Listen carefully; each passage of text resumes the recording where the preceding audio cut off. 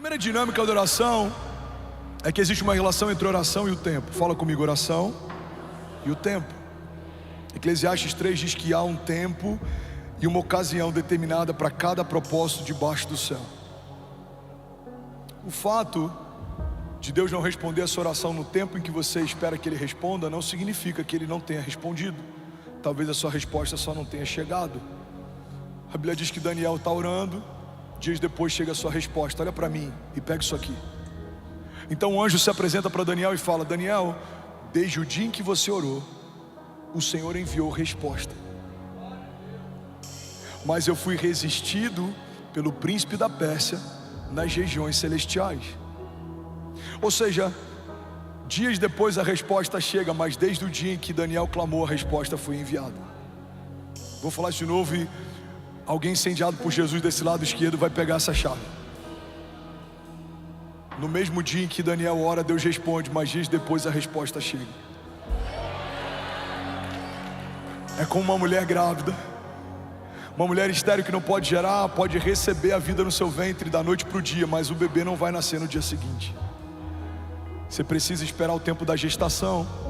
Sabe, o fato de você não tocar ainda em alguns milagres não significa que eles já não sejam realidade. Deus já enviou algumas respostas, Deus já respondeu algumas dúvidas e inquietações, Deus já está movendo algumas realidades, Deus já está abrindo algumas portas. Irmão, eu creio que enquanto a gente está aqui, Deus já está curando algumas enfermidades, Deus já está visitando alguns ventres. Vamos, eu quero profetizar sobre alguém. Enquanto estamos aqui, Deus já está removendo do coração de pessoas projetos que Ele não se alegra, ideias que não foi Ele quem deu, mas Deus também está confirmando no coração de pessoas lugares, sociedades, negócios, projetos que é o Senhor quem te deu. Ele está dizendo: filho, fui eu quem fiz, fui eu quem abri, fui eu quem te deu. Avance, creia, não tenha medo, não tenha medo, eu sou contigo, eu estou com você. Essa porta fui eu quem abri, essa sociedade fui eu quem propus, essa empresa fui eu quem te dei. Porque a porta que Deus fecha, ninguém abre, mas a porta que Deus abre, irmão, ninguém fecha. E quem caminha com Deus sabe que é melhor uma porta fechada por Deus do que tentar forçar uma porta que Deus nunca abriu. É melhor você ter algo que Deus retirou de você do que tentar retirar de Deus algo que Deus disse que não é mais para esse tempo. Tem lugares que você amava estar, Deus mandou você sair, você não sabe por quê, mas você não ouvia conversas que Deus ouviu, você não viu coisas que Deus viu. Tem lugares que você amava estar, pessoas que você queria com você, mas o próprio Deus retirou. Por quê, pastor? Porque Ele sabe daquilo que você não sabe, Ele vê aquilo que você não vê. Talvez no seu tempo presente não faça sentido algumas renúncias, mas no seu tempo futuro elas vão fazer todo sentido. Tem estações, irmão, que Deus nos pede coisas que parece que agora tudo está desmoronando. Deus remove bases de segurança, Deus remove pessoas, conexões, alianças, mas a verdade é que quem caminha com Deus, mesmo em momentos que parece que tudo está desmoronando, na verdade no seu destino profético está tudo se encaixando. José foi vendido, mas a venda dos seus irmãos deixou ele mais perto do seu destino profético. Irmão, Davi foi esquecido, mas quando o profeta manda chamar, naquele dia a unção liberou seu destino profético.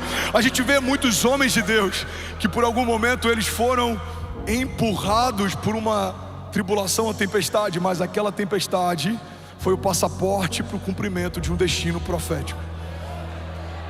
O que seria de José se não fosse a venda dos seus irmãos? O que seria Davi se não fosse a perseguição de Saul? O que seria Moisés se não fosse o genocídio de uma geração? Será que os braços da filha de Faraó teriam recebido Moisés se aquele menino não precisasse fugir da morte lançado num cesto?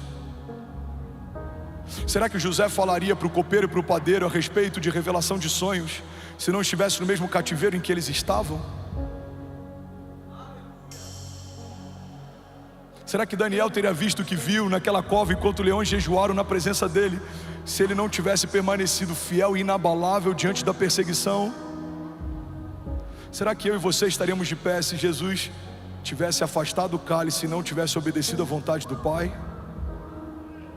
Será que a minha casa e a sua seriam salvas se o Filho de Deus preferisse fazer a vontade dele do que obedecer à vontade do Pai? Será que se Jesus não tivesse uma vida de oração, sendo 100% homem, apesar de ser 100% Deus, será que ele se ele não tivesse consultado ao Pai como consultou no Getsêmani, a nossa história não teria sido diferente.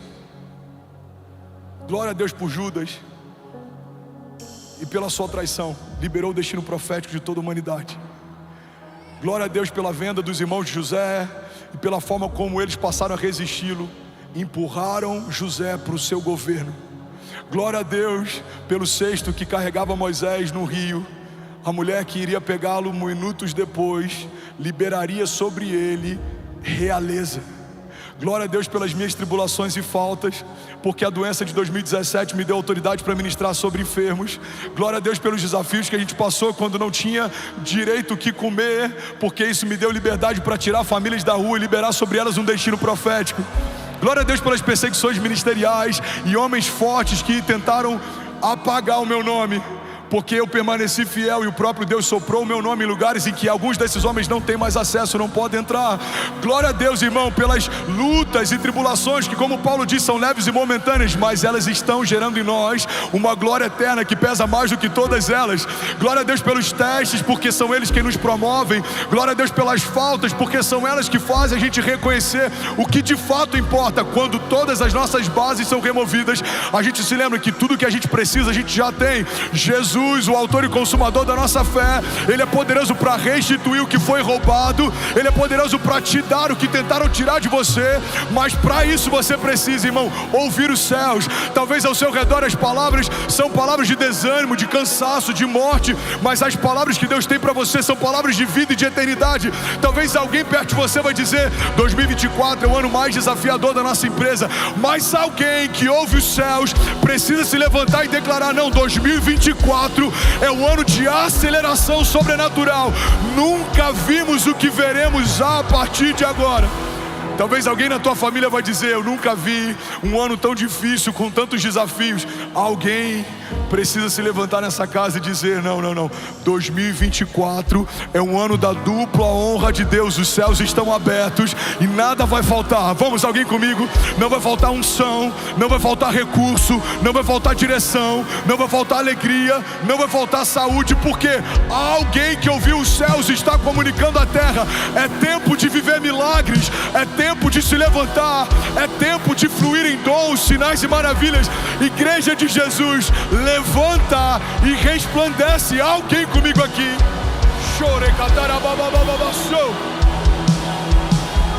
Aleluia, aleluia. Vamos, se for para Jesus, você pode fazer melhor. Aleluia. Você vai chegar na sua segunda-feira, e quando você ouvir algo que não coopera com o que Deus te falou, você precisa combater o que ouviu. Irmão, eu acho que a gente vai precisar fechar. Por quê? As contas não estão fechando. Deixa eu ver. Deus te deu uma palavra? Deu. Então faça sonhos maiores do que você tinha antes da crise, porque se foi Deus quem te deu essa empresa, é Ele quem vai fazer ela superar qualquer tribulação. Você está com desafios no casamento? Creia, o Deus que abençoou essa aliança é o Deus que vai manter essa aliança de pé. Você não vai pensar como seria se você se divorciasse. Você vai pensar: aonde faremos as bodas no próximo ano? Vamos, alguém comigo?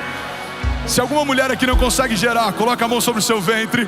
Você não vai ficar pensando como seria bom se eu tivesse um filho, não.